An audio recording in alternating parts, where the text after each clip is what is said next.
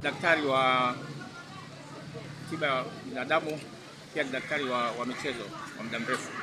Muda mrefu nilikuwa na timu za taifa, timu za senior timu pamoja na timu za vijana. Na pia nimekuwa daktari wa timu ya Yanga kwa muda mrefu na timu nyingi za shule za msingi na shule za sekondari. Nimeamua kuja kuchukua fomu kwa ajili ya kinyang'anyiro cha kuomba ridhaa kwa wanatemeke kwa mbunge wa jimbo lao. Dhamira yangu kubwa inalenga sana kwamba Temeke nilikuwa nao karibu miaka 36. Nilikuwa daktari wa serikali manispaa ya Temeke. Kwa hiyo watu wa Temeke nawajua vizuri sana na hao wananijua vizuri sana. Lengo langu ni kutaka kuendeleza yale ambayo nilikuwa na hudumia kwa upande wa afya.